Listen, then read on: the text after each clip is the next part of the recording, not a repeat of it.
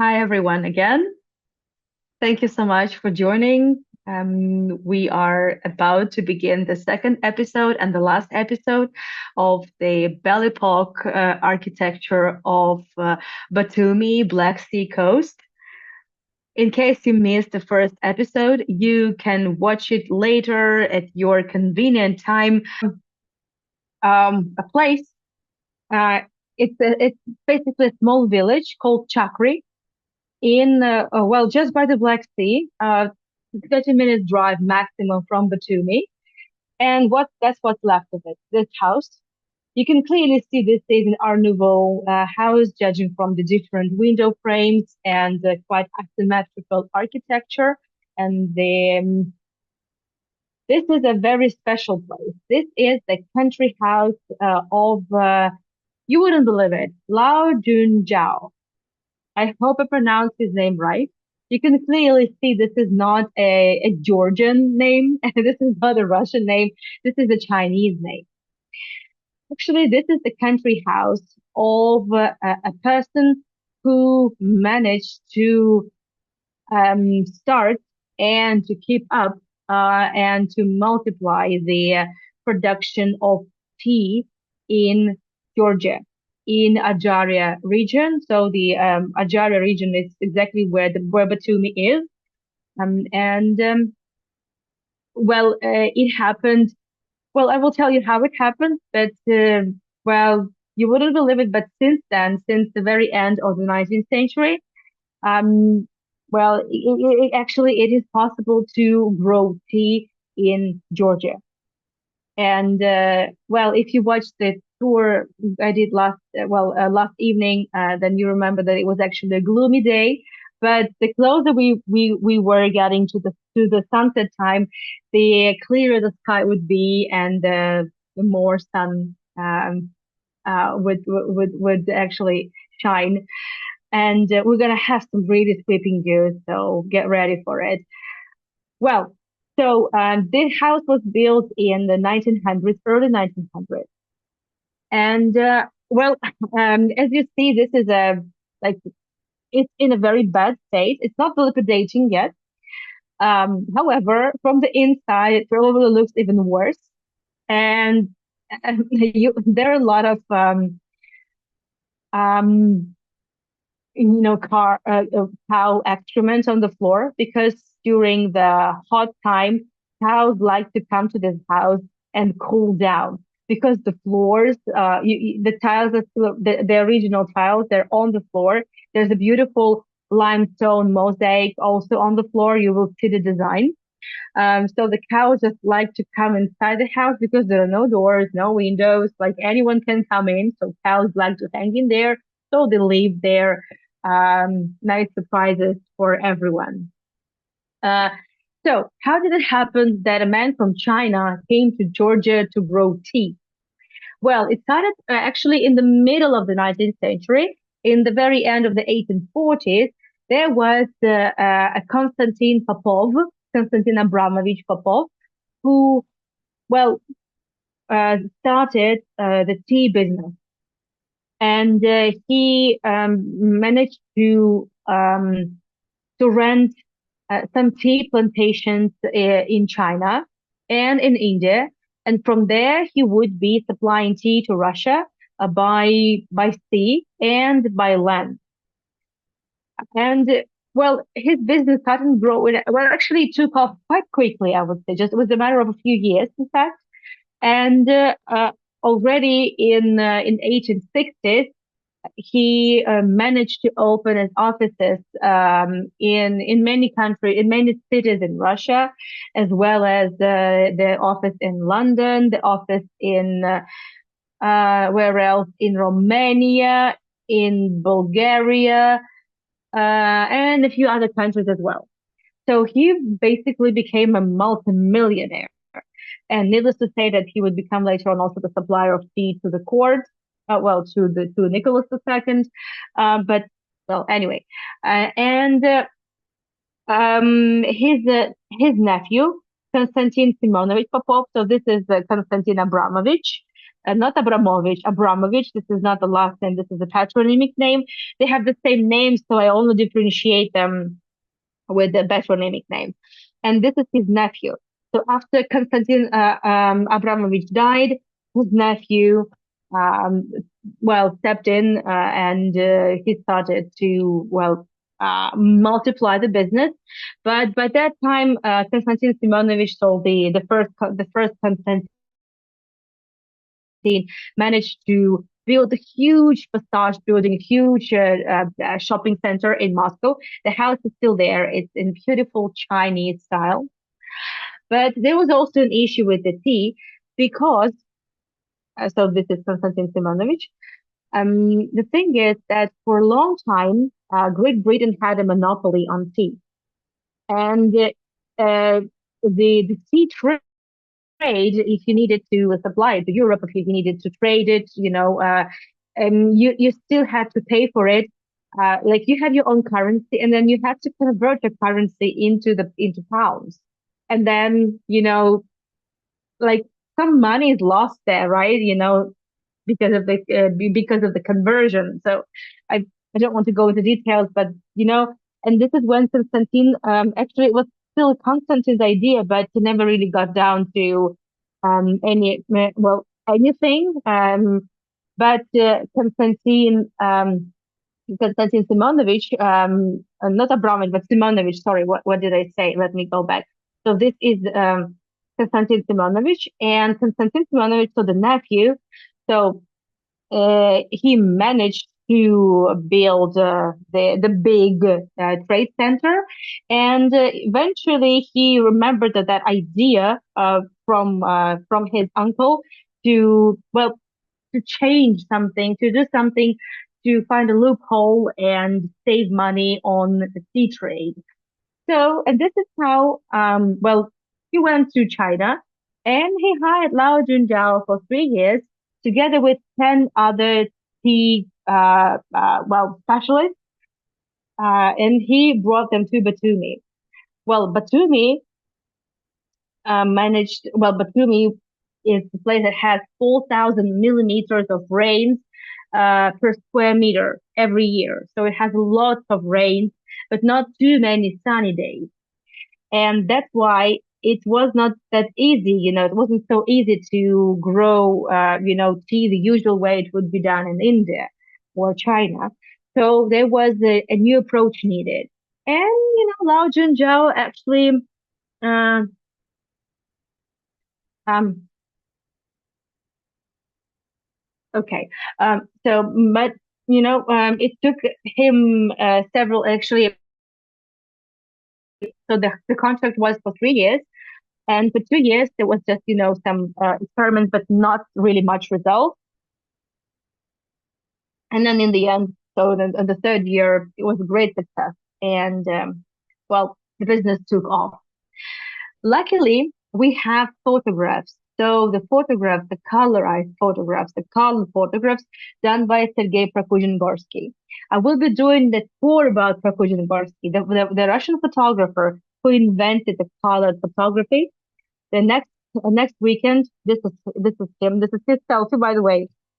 I will be talking about him in detail. So as of now, all these photographs that you will be seeing, these are the photographs taken in 1912 when Prokuzhin-Gorsky visited Chakri or Chakvi, the tea plantation, that belonged to Popov. Lao Dinchao also managed to bring his family to Batumi, and he had like 17 children. Can you imagine? And he also had big passion. He loved hunting and horse riding, and he had, I think, a dozen of horses. So when the first harvest was gathered and ready, you know what Popov did? He donated the 16 kilograms of tea to Nicholas II. And, Nicholas II was impressed. He asked how much it actually cost. And, actually the cost was like 200,000 Russian rubles, which is like it's very hard to provide accurate, uh, estimations, but let's say it's about $20 million or so, but maybe even more. But so it's a lot for 16 kilograms of tea. That's a bit too much, I would say. So, and well, but it was a very good tea. And then there was this Exposition Internationale in Paris. I know my French is horrible, so I've come to terms with it. And well, he won the Grand Prix. But it's important to mention that China did not take part in that exhibition because of some war, some conflict in China. So, but there was India there, and well, the Chinese tea from Batumi won. This is there was often like several small production sites, and well, this is the tea fabric of Lao Junjiao, and this is the tea gathering basically. And this is the well, this is the house. Can you recognize? So, um, I mean, not much to recognize because not much is really left from the house, but list something. And he also had a winter house because the house we are going to walk right now into, that's his family. You see many people. So eventually, he had like a winter house, a summer house, and they were like free like small workshops, the tea workshops. Well, you can see the railroad, and this room was actually one of the favorite rooms to hang out. Sorry, you're gonna see lots of excrement, cow excrement on the floor. Well, that's how it was, And people like to actually train spotting was only started. People like to watch not the sea because there has always been the sea. People like to watch the trains. But please focus not on the excrement, but on the sea. Look at this mosaic. It's still there. It's intact. It's in the perfect condition. Just need to wash it. But that's it. And look at the view. I mean, just see the view. So that was actually during summertime, it was great to be there, but it was absolutely impossible to be there during the winter time because it was just too close to the water, too windy. And well, this is already this is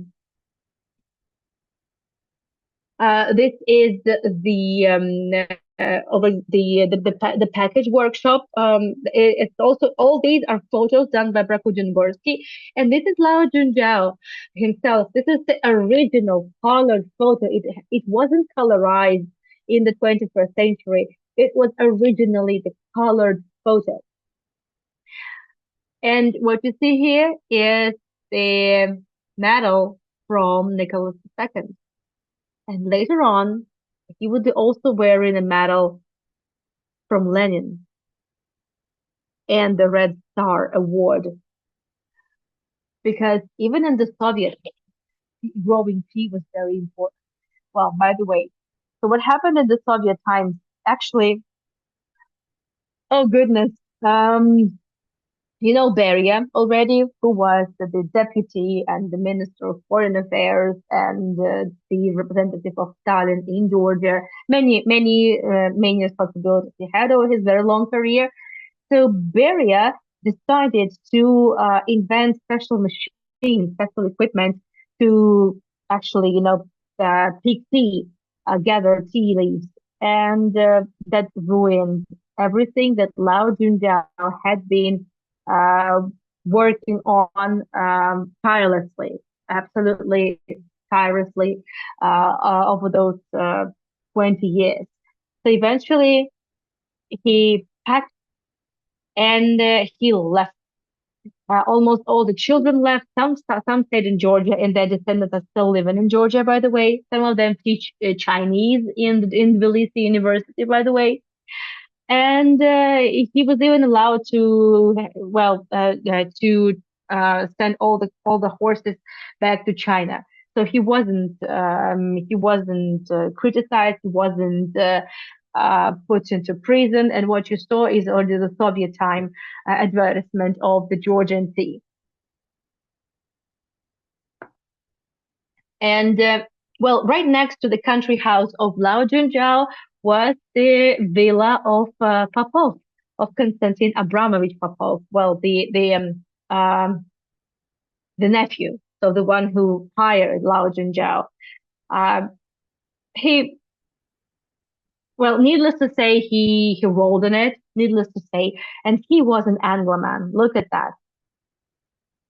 You can recognize little bit of Gothic, little bit of Victorian, facade with the ivy, with the same, I would say, colors. So he was an Angloman, and in fact, he even dressed the same way, like a London dandy. And needless to say that he was well educated, well traveled, and yeah, he could afford all that.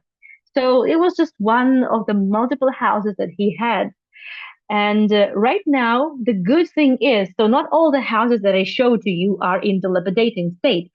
This house has been recently purchased because it's not a listed house. It's not a federal, it's on federal balance. Well, this is like, look how he's dressed.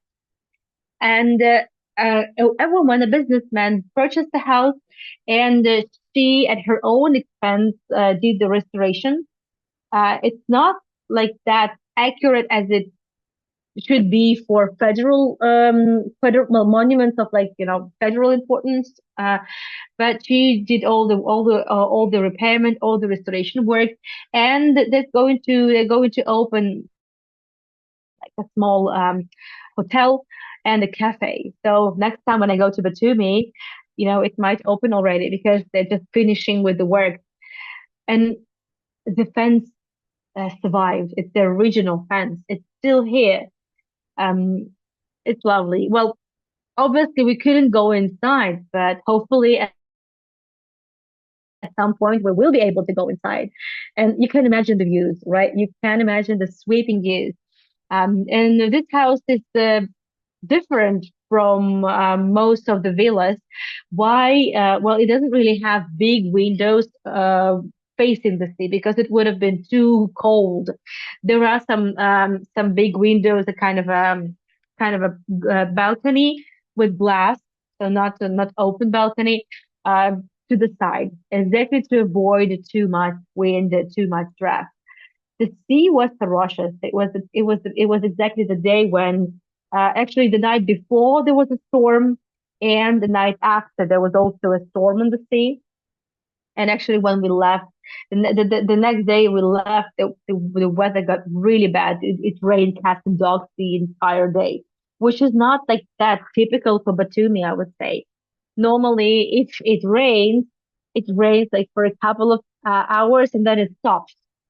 The rains that would last like the all day long, sometimes several days, non-stop.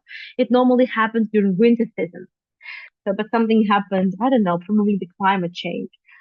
Oh, it was so beautiful. But and actually, technically speaking, local people actually swim there, so it doesn't have any lifeguards. But this is a wild beach, and people love it. The other house is still in a worse condition. Actually, this is a guest house. So that used to be, well, Popov used to have a huge territory, a huge plot of land. Right now, it's just a residential house, but the people who live here can't wait for this house to be sold, and they're happy to sell it to you if you happen to have some money.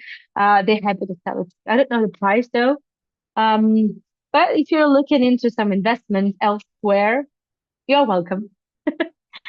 But it's a beautiful place. It just really took my breath away. So thank you so much, Mr. Popov. Now I need to switch to the second video, and we're going to have a Q&A after we're done with another house. Um, okay, let me get back to the to share in the video. And I would like to remind you that I was only able to film it and actually get this tour going thanks to my colleague, Galina, who is a tour guide to Georgia, and she lives in Batumi. Originally, she's from Moscow, but she's like, well, she spent so many years of her life in Georgia, back and forth. One of her family members is Georgian. She was born in Odessa and lived big part of her life in Moscow. Now she's in Georgia. But she's a lovely guy, and I will be happy, more than happy to connect you with her in case you're planning to visit Georgia on your own. Dutch General Peter Zelensky. Peter Zelensky has nothing to do with President Zelensky. It's just we just happen to have the same name. Look at that. So this is the example. So this is like the neo-Gothic at its best. Luckily, I've been able to find some old photos. However, I haven't been able to find much information about this villa. We know that Piotr Zelensky was the army general, and he was one of the generals who served at Russian Turkish War, exactly as a result of which in 1878 Batumi um, became the territory of the Russian Empire. Before that, it used to belong to the Ottomans for several centuries, actually, starting from the 16th century up until 1878. So there's, it's like it's a Gothic and a little bit of Oriental.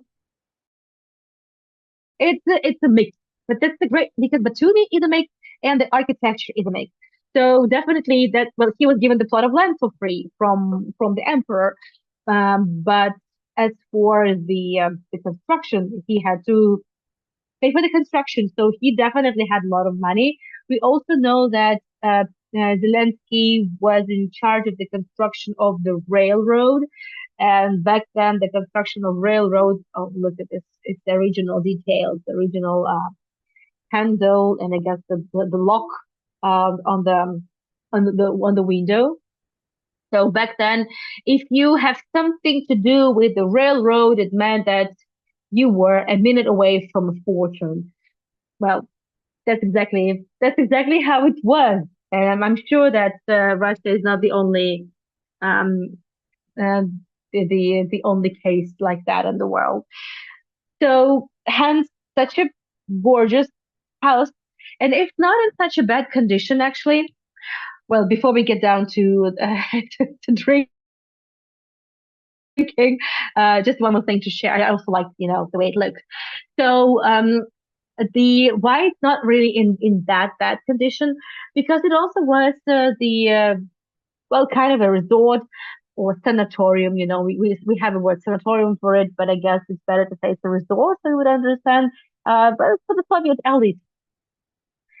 Well, okay. Now a very different place, and from after that we're gonna have a Q&A and continue with other tours with a few other places.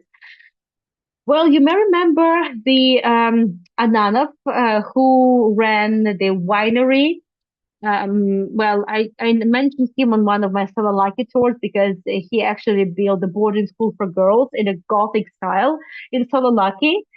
So this is the advertisement. Actually, this is the advertisement that you could find in Georgi's 1913 guidebook. Yeah, so cognac or brandy from Anana was one of the best.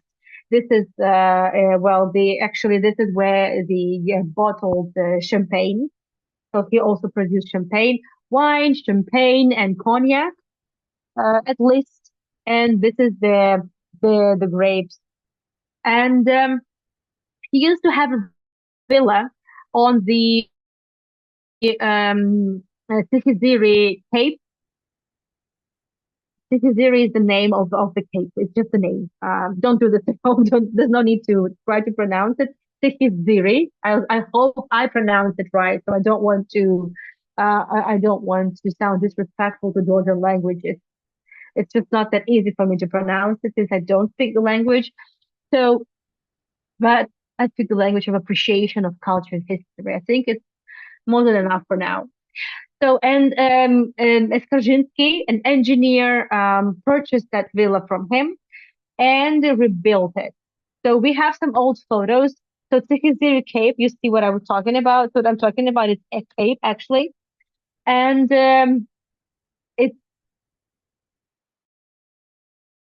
it's just the big plot of land. Um, why Skarжинski rebuilt the house? Because he wanted to make it a small hotel, and he rebuilt the original house that belonged to Ananov. And then in the Soviet times, in the 1920, well, actually in the 1920s, 19, yeah, late 1920s, they wanted to arrange a resort there again.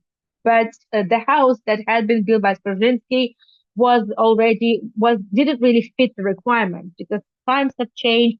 The sewage system had to be implemented and many other things.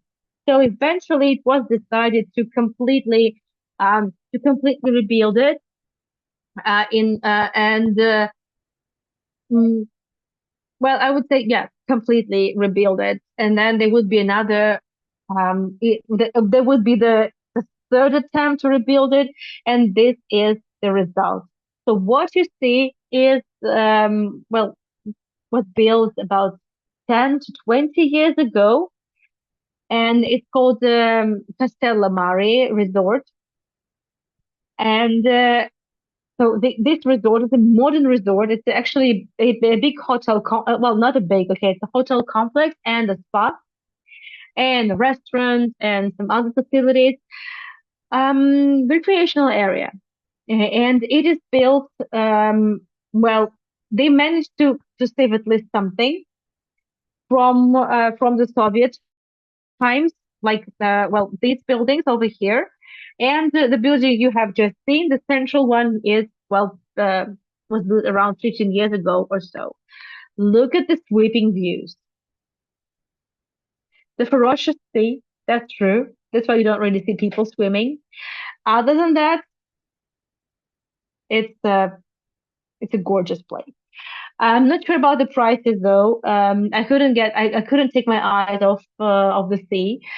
And you know I haven't seen the sea for a while. After living by the Med for at least for a year and a half, I've been missing the sea, you know. I'm a girl from Siberia who saw the sea for the first time when I was like 15 years old. It's something quite special. The pool, yeah, absolutely freshwater pool, but we were there to see the sunset, and we will see the sunset. And well, we also went there to see what was left from the Skaržinsky villa and also the villa, well, the Soviet resort called Nauka or Science. But just I promise the sweeping views. You'll get the sweeping views. Um, in a minute, the sky is going to really change the color. And actually, this is Batumi, so we're very close. And this is the photos I sourced from the internet, and I just love it. It really, really kind of speaks for itself. So you are on a cape. This is a cape. Then you see the green lush forest, some settlements, and the mountains. I absolutely love it. And look how crystal clear are the waters of the Black Sea. Gorgeous. Absolutely. I'm totally in love. Definitely. It's mind blowing. Just look at that. Um, so it's fully refurbished, hotel that just meets the modern day requirements. Again, so as I was saying, this is the main building. This is not an advertisement of a hotel. I haven't been paid for it. No, no, no, no, no. It's just for you kind of to see what can be made, with what's left from the heritage of the Belle Epoque and also the Soviet time. I'll show you some Soviet photos too, so you'll see. Again, so this is the building that well still has parts of that Soviet time. Other than that, it's all modern. And this is a villa you can rent. I don't remember the name, but this is a very expensive thing. Yeah, but well, I mean, I know how ugly modern architecture can be, but this one was okay. Look at that.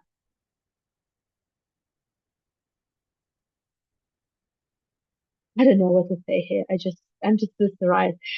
Well, look at that. So luckily, I can really wind it forward and skip, the boring part, but it wasn't boring, just 10 minutes. So the video of the sunset kind of is about like 10 minutes long on my phone. And I'm not intending to delete it. Just look at that. And the day started from really, really heavy rain. It was very gloomy, so it was such a treat. And well, I did also the sunset tour while in Batumi live on YouTube, but well, it was also a very cloudy day, so there wasn't really a proper sunset. It had some really beautiful clouds in the sky, but this bit it totally. If you missed any of my Batumi tours, they are all available on my YouTube channel, and well, I'm not intending to close access to it in the next few days. The Black Sea uh, actually is a very deep sea, not the deepest, but what is important, it has naturally a very deep bay, so big ships could dock here easily. So there was no need to dig a canal like it was in St. Petersburg. So the Romanovs remembered it very well, that the waters of the Gulf of Finland were so shallow that they had to dig a canal. So there was no need to do that. That's exactly why it was that important for the Romanovs to have Batumi. And well, they paid quite a high price. Actually, the Armenians had to pay very high price for that whimsy of the Romanovs, because the Romanovs gave the big part of Armenia to the Ottomans, and that included Ararat. Yeah. Well, this strange cubicle is actually a small an elevator. So downstairs there, I mean, down there's the beach, and the people who stay in this hotel, they don't have to go on foot, but there is a step, but there are steps there, so they can just use this elevator. And well, no matter how much even the Soviet architect, they indeed tried to save the Skaržinsky villa, but it didn't fit like any standards of already 1930s, unfortunately. So as I said, it belonged to the scientists, basically. It was called Nauka, science. And Galina, so my friend and the guide on this trip, she shared the story that a few years ago she had a married couple who came to Batumi to celebrate their 50th wedding anniversary. And well, Galina never mentioned any names, so it's not going to be an issue sharing it with you. But well, I think it's just a lovely story. So he and her came to Batumi, so some 50 something years ago. They were both scientists. They came with their families, and they just met each other here in Batumi. And sorry, too much talking. However, I haven't really been talking much. So that's the beach. There you go. So and the well, they met each other, and it was love at first sight. And they started seeing each other, like it all started there in Batumi, and then for like 7 years they had to keep their affairs secret from their families, from their spouses. And eventually they had to lay all cards on the table. They got divorced, married, and they're still together. So they came to celebrate. It was a very touchy story. And well, but I'm not surprised, hearing such a touchy story. Look at this. This is a colorized photo. And I'm not sure which year it is. Look at that. So that's what the original villa looked like. The Skaržinsky villa, I mean, not the Ananov, but the Skaržinsky villa. Well,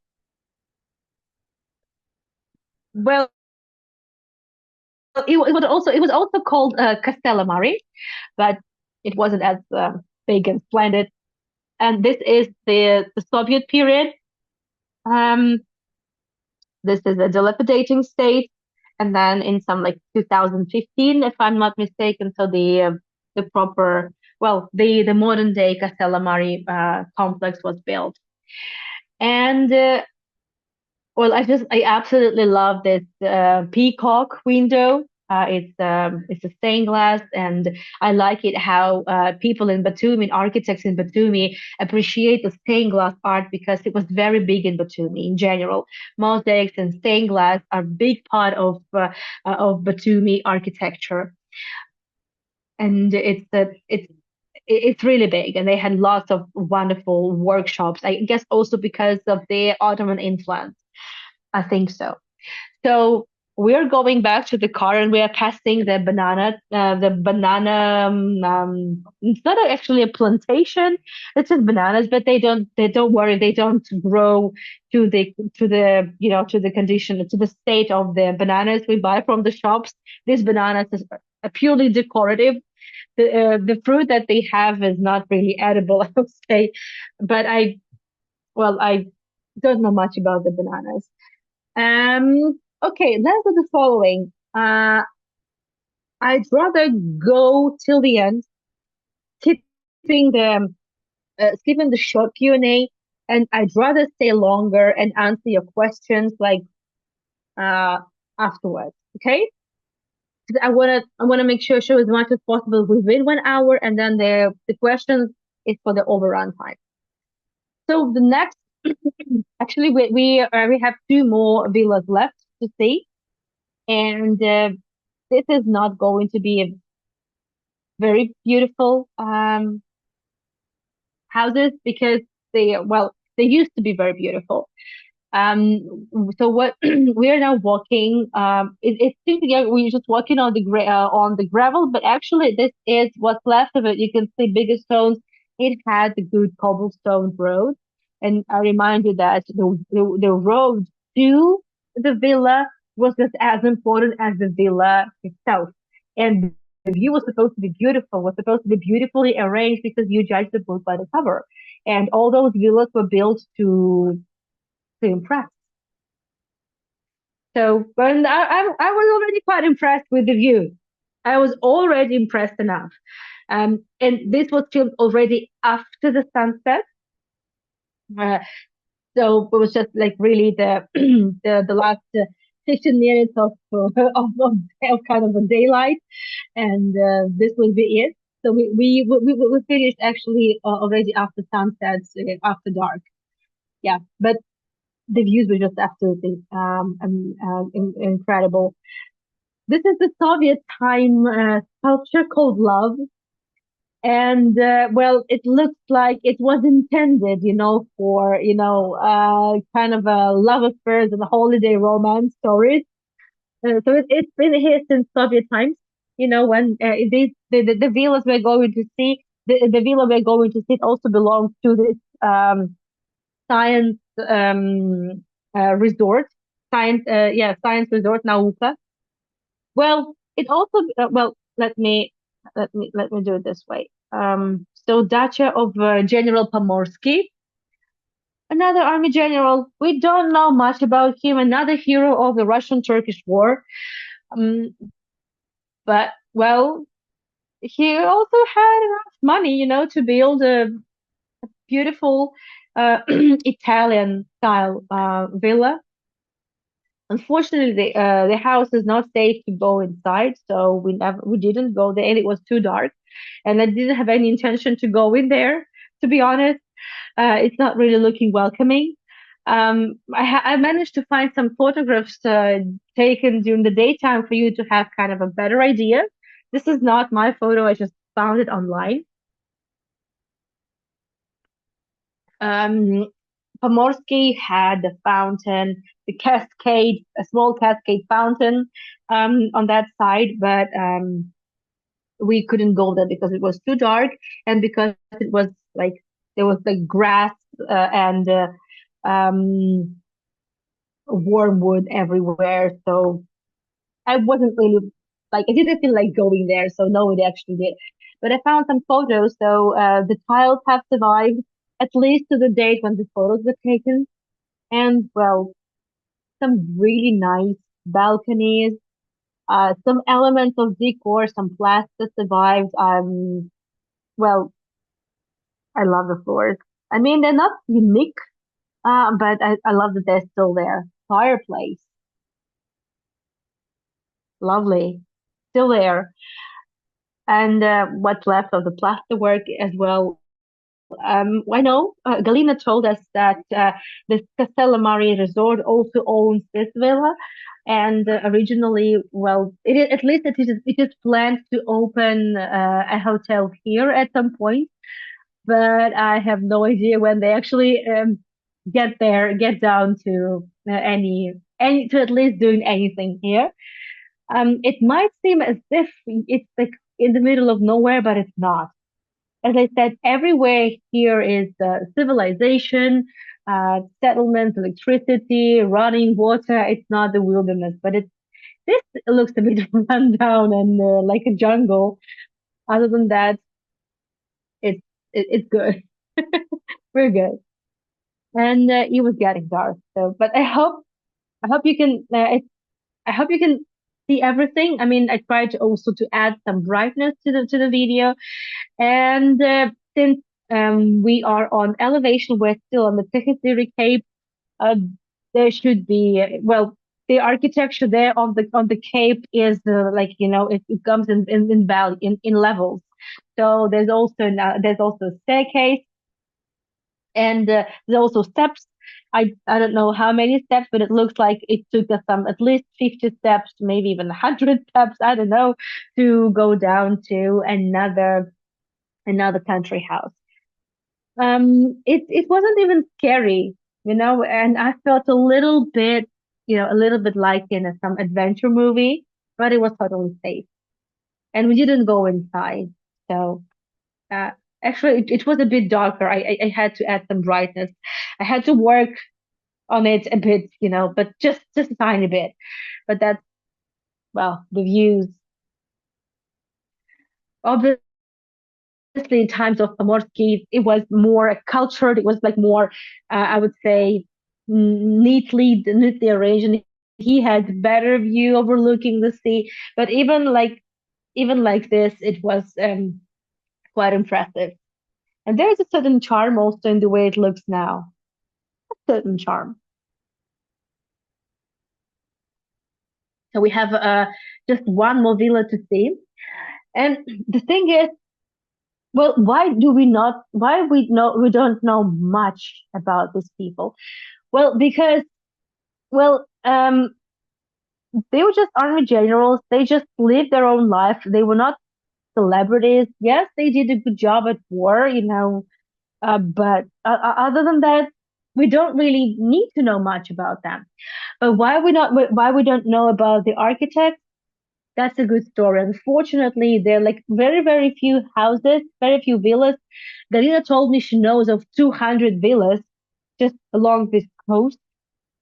Uh, I know of maybe 15 to 20 that I've known like for a long time, and I'm still planning to see some more when I go back. So if you're interested to see some more villas with me, let me know and I'll film it for you. So now we're going to take the step down. There are nice concrete steps, so it's all good. And well, we know very few names of architects. Um, we don't know why, but it looks like it's just because people try to save some money because it was quite expensive to build because there's no stone, there's no marble, there's no construction material to build from, and all the construction material other than wood actually had to be uh, imported. So it was expensive already just to buy construction materials. I guess that's why there was not really very important to have an architect with a name. And it was quite far. So more often than not, they would hire someone from Georgia. And well, and Batumi was a city was quite a diverse place. So I'm pretty sure there were a lot of specialists as well in Batumi. But as I say, mm, well, we don't know architects at all. So I'm taking you to a modern recreational area called Shakura, which is translated as a lighthouse.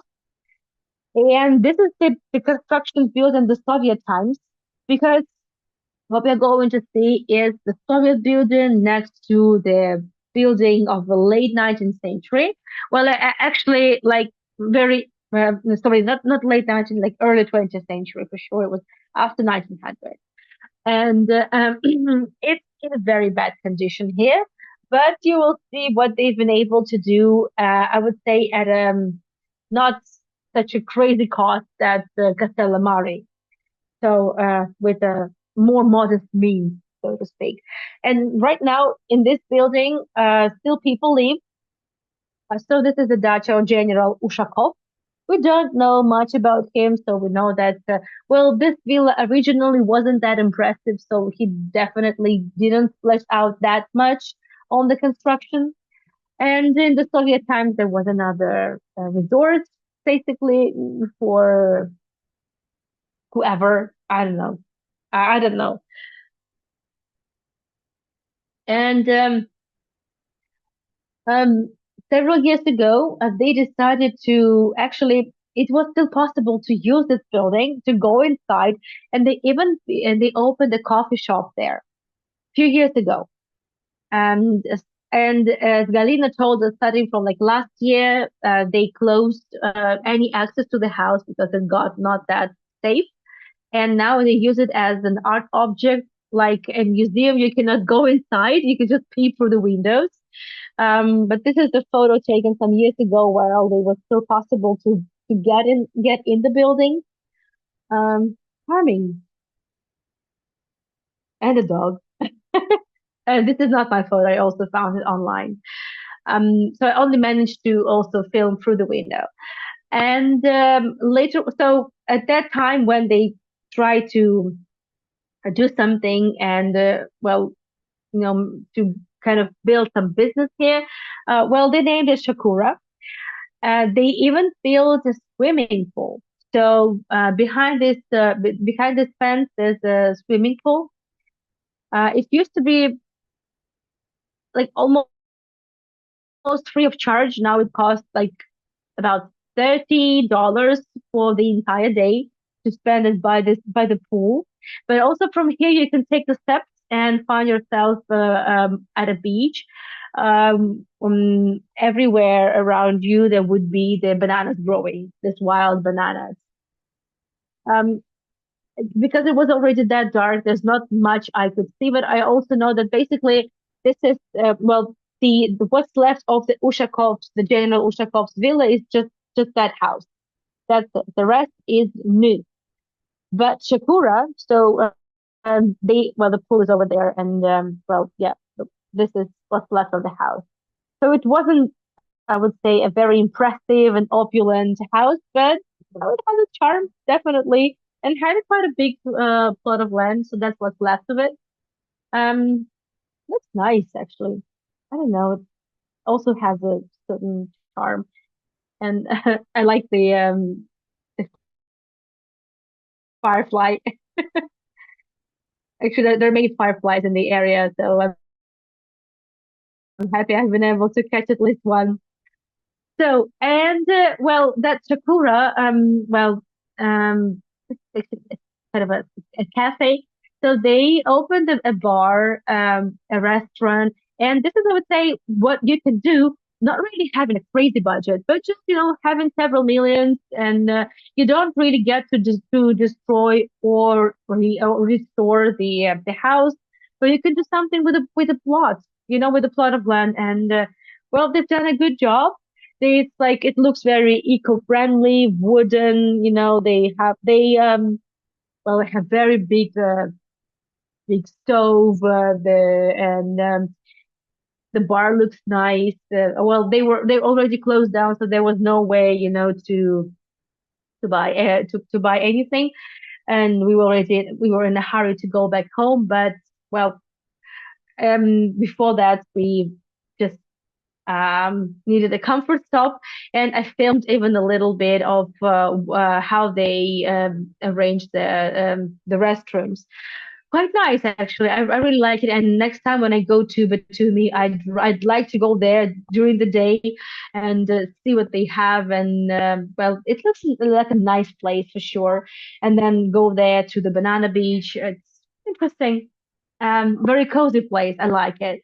So even having limited funds, you can still make something from nothing, provided that you don't violate any regulations. So looks like they didn't. Uh, I was like, it's very humid in Batumi, so it's no matter how many times you actually shower. And this is the photo of that steps that that eventually would take you to the banana beach. But I didn't go there. These are not my photos, and this is to go through a banana plantation to the beach. Yeah. So this is it. Didi Madloba. Thank you so much, everyone. Thank you. And bye bye.